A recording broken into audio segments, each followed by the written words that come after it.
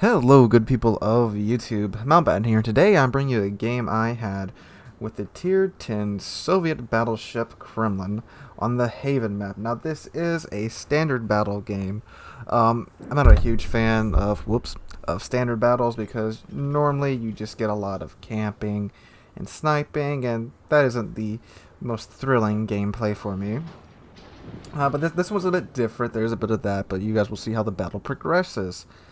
So anyway, I spawn on the eastern side of the southern spawn. Most of the teams spawn on the western side, so I'm just kind of chilling here in the Kremlin, waiting to see where everyone is going. And yeah, that's usually what you have to do in standard battle, because if you don't, you'll wind up being that one guy that dies within the first 5 minutes. And that's pretty much the nature of standard battle. You have to move with the team, or at least with a group, as we'll see later. So anyway, it looks like most of the team is going down to the western side of the map, and I still am waiting to see what the eastern side is going to do. See this monster right here, he's kind of heading to the west, but he's also slowing down as well. And I got one or two battleships on this side that are also going kind of east. Now, there are no carriers in this game, so the fun police is out. So there's no super early spotting, so we don't know what the enemy team is doing, and I very much enjoy that. As big of an advantage as it is to know what the enemy team is doing pretty much from the start of the game, it is nice to have one of these matches where you still really don't know what the enemy team is doing. It adds a nice air of mystery to it, if you will. So it looks like the Ismo, the Moskva, and then Iowa behind me, they're going kind of eastern, even though the Moskva and this Baltimore, they're also going to the west right now. So it really appears like most of the friendly team is going to the west, and got one or two ships that might go up east. So me being in the Kremlin and this being a standard battle, I'm thinking, well, this is going to be a mostly sniping match, and I'm just going to have to wait. So I'm just kind of prancing around here in the back, waiting to see what side the enemy team is going heavy on, because whatever side the enemy team is going heavy on, that's probably the side that I will go in the Kremlin. Because for those of you that don't know, from about 13 kilometers in, the Kremlin's guns are really, really accurate for a battleship. Past 13 kilometers, maybe within 13 to 14 kilometers, they're okay. Outside of that, you're just praying to RNGesus that you'll hit. Speaking of praying to RNGesus, there's a Bismarck 18 kilometers away, definitely outside of the Kremlin's accurate range. However, that is a good group, and aimed a little too far forward, but still managed to get 14,800 damage off of that Bismarck. It's just because of the nature of German armor. The ship is so well armored for brawling, but at range, you can just pin the crap out of them, and that's definitely what happened there. If I had aimed a bit better, I probably would have taken off 20 to 30,000 damage, but I overestimated his speed. Still a good hit, though. North Carolina, 18 kilometers out. If you can't tell by these shells just flying at his ship, I don't know why I held that F for so long. He is definitely the most popular girl at the prom right now, and I join in on that just to end his suffering a little faster, because the amount he's being focused down, he cannot really do much about that. He's not turning around either. He's just taking, because if he turned, he would have died 10 seconds ago. So anyway, North Carolina is the first to go down. The enemy team, however, we also have lost a battleship. And then, hello, Iowa. I got a little surprised there from the Iowa. I didn't know he was that close in behind me. Thankfully, because of the Kremlin's insane concealment range, I'm actually undetected. Now I'm not. As you can see, the shells are much, much more accurate at this close range. But he is also backing up, so I was aiming for a superstructure, but instead I pinged some off of his turrets and a little bit into his conning tower. And so I started to turn around to deal with that ire, because giving broadside to anything is a bad idea in the Kremlin, because the Kremlin citadel is exposed, so it can get citadeled. Pretty hard too if the enemy ship knows where to aim. Also, oh man, I forgot to tell you my captain build for this thing. Captain build, it's a survivability build, so I've got preventive maintenance MLG turrets just to get these insane 30-second turret traverses down even faster. So then I have superintendent, concealment, and basics of survivability, so the fires don't burn for too long, because you only get 5 damage cons max in the Kremlin. And see, 33-second burn time. Now, one fire on a ship with this much HP isn't... Oh, hold up 1 second. Broadside Minotaur. Hello, 11 kilometers away. And... no more Minotaur. Double Citadel, devastating strike, my first kill of the game. Anyway, with a 33-second burn time on a ship with 108,000 health, you can let 1 or 2 fires burn just fine and save those damage cons for when you're in a sticky situation you really need them. Anyway, Des Moines, 17 kilometers away, broadside, moving forward. Again, outside of the Kremlin's super accurate range, but still not a bad shot to take.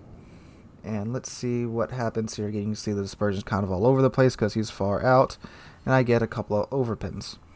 As far as module builds go, I went with main armaments mod 1, damage con 1, aiming systems mod 2, I believe it is, damage con 2, concealment, and I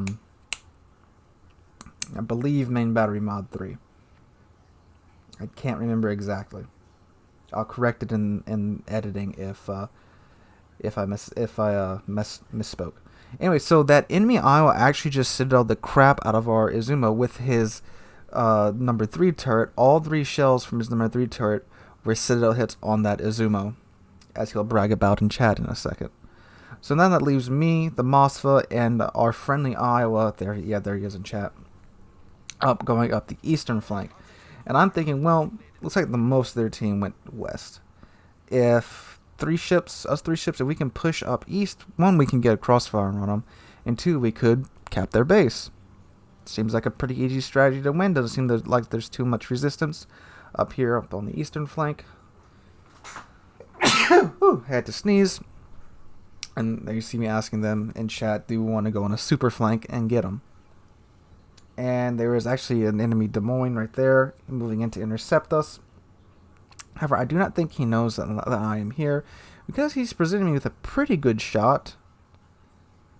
And the Kremlin has 457mm guns, which can, of course, cut through American cruiser armor with no problem. And my 3rd turret actually just punches the crap out of that island. And these shells fall just too short. I should aim a little bit higher. Now, unfortunately, our Iowa is just getting HE spammed by this Des Moines, and there's another Des Moines behind that island right there. There he is. So there goes our Iowa.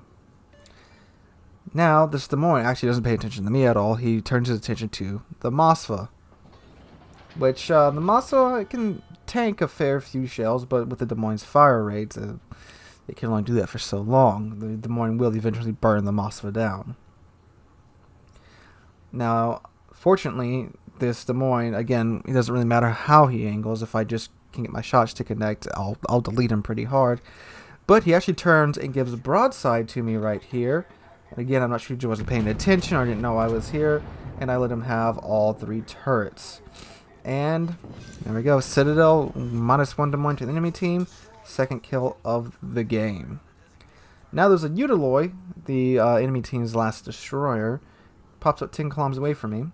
And again, within this range, Kremlin can pretty easily deal with destroyers because all the shells will hit. And with 9 457mm shells, even with the AP changes, that will pretty much deal with any destroyer. But unfortunately, it goes undetected before I can get all my shots off. I do manage to get 1 overpin on him. Now, I'm just going to continue to go forward because in case he did dump torpedoes, I don't want to be around for that. Plus, there's a Minotaur right there that can easily chew into him. And there he goes. He gets radared by the Moskva. And now he's spotted, and the Minotaur begins to open up on him, if you can't tell by his health literally evaporating. And there's another Des Moines, who I also have his broadside. Yep, Minotaur took out the Utiloi. Fortunately, that Des Moines does go undetected. So now that just leaves me and the Moskva up on this eastern flank right here. So it's us two against whatever the enemy team has at their cap. And if you look at the score and the ships, this is actually a really close game. We have 6 ships left, so does the enemy team. However, we do have the destroyer advantage because both of our destroyers are still alive.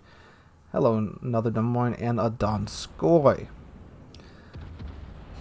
So the Donskoy is the yep. I go back to check on the Des Moines, see what shot I have on him. I don't really have one.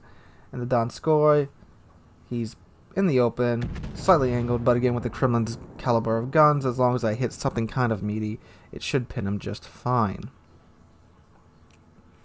And well, it does pin something. It breaks something on his ship, probably a turret or a torpedo tube.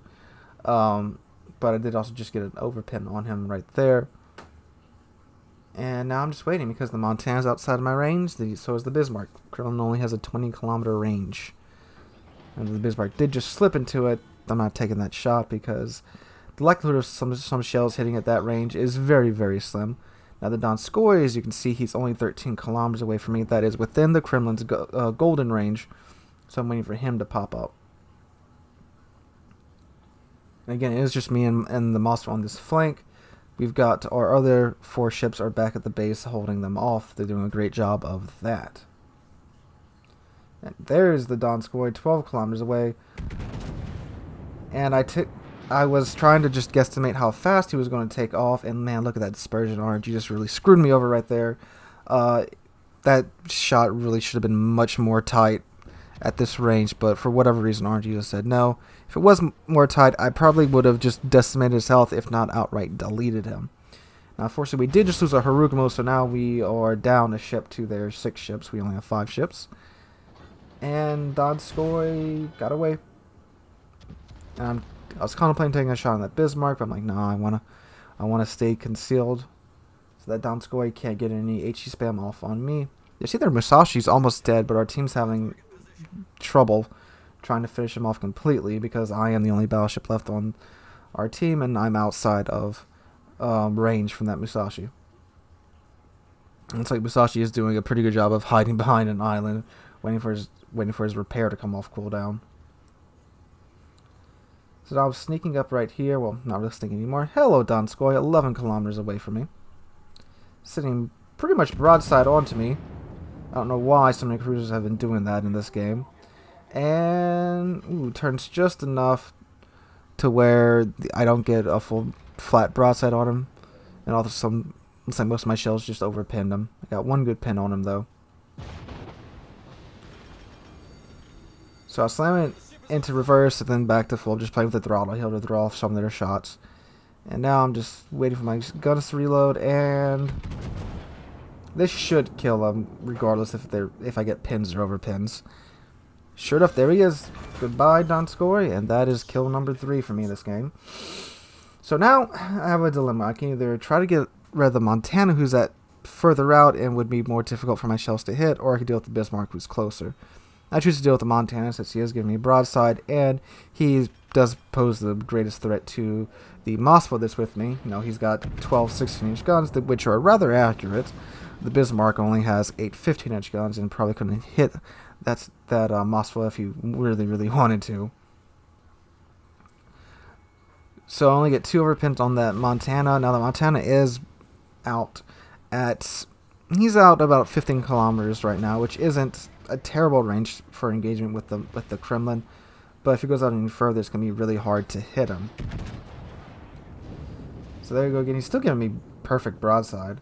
And looks like again RNG's is just not complying with my will. We're up to 109,000 damage right now too.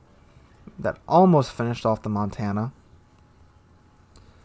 And luckily for me, Montana overshot me there. So I look back to see what the Mossad is. He's staying in the back, as he should, because he's at pretty low health. Montana making a run for the border. Actually, can't really go out much further, but I guess he just wants to go to the next map. And some overpins and a ricochet. That Bismarck looks like he's mainly focusing on me. Yep, and he switched on over to HE. So the Montana's out about 17 kilometers, which, again, hard to land shots with Kremlin at that range. But I should be able to land a couple of overpins, and that really should finish him off. I give him a big lead, and looks good. Looks good. And of course, the last shot on an almost dead Montana is a Citadel hit. Ah, now here is this Musashi in Des Moines. It was over on the western side of the map. They are now falling back to their cap. And I'm like, well, my Musashi's almost dead. I might as well just finish him off. Kind of do steal this kill, not gonna lie. Well, not kind of do, I really do. 575 health left. Get the kill on the Musashi, and that's Kraken Unleashed. Right there. So now we got a Des Moines and a Bismarck. Bismarck looks like he's charging in. And Des Moines, he's giving me broadside, so might as well take out the Des Moines while I can. Plus, yeah, I was asking for help anyway. And let's see. Give him a 10 kilometer lead. And ooh, get a Citadel on him, and there's Confederate. Unfortunately, only 2 shots hit. One was a Citadel, though.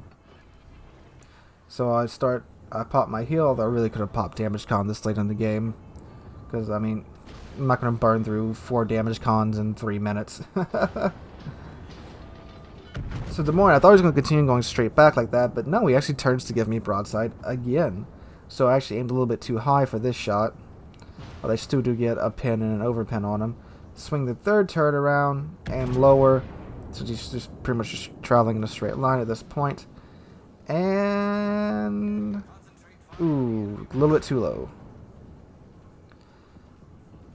So now he starts turning in a little bit. So I actually aim a bit lower now. And that should finish him off if those connect. He's only got 13,000 health left. Yep, there we go. Citadel and kill number 6. So now we're approaching the Bismarck. Pop damage con to get those 2 fires out. And he's still HE spamming, which I mean, he should be in the situation. I'm bound onto him. And he's reversing at this point. I'm not really sure what he wants to gain out of reversing for his last couple of minutes of his life. He really should have charged forward and tried to ram me and get at least a kill out of this. So right here I'm thinking, well, should I aim for his turret? Should I aim for a superstructure? And I choose to go for a superstructure. And there we go. Kill number 7 in this game. This is actually one of my it's tied with my highest killed game. The previous one being a 7 kill game in the Dunkirk. But now this is tied for that match with 7 kills in the Kremlin. This was actually a really good match, a really close match as well. And there I am on top of the leaderboard, 2200 base XP. Yep, good old Russian bias right there. But yeah, it really was a really good game. It was a close game, wasn't a ruffle stomp for one team or the other, and that is so rare nowadays with the current meta and the CV rework and all this.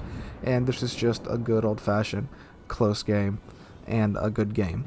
So guys, if you enjoyed, make sure you drop a like, leave a comment, and subscribe. We're on our way to 4,000 subscribers. We are actually fairly close to that. We are under 400 subs away from that goal. I cannot thank you guys enough for that. Hope you're all having a wonderful, what this should be coming out on, yeah, wonderful Friday. I'm probably currently in the middle of 2 tropical storms in Louisiana. Yay. Anyway, hope you guys are having a wonderful Friday. We'll catch you guys in the next one.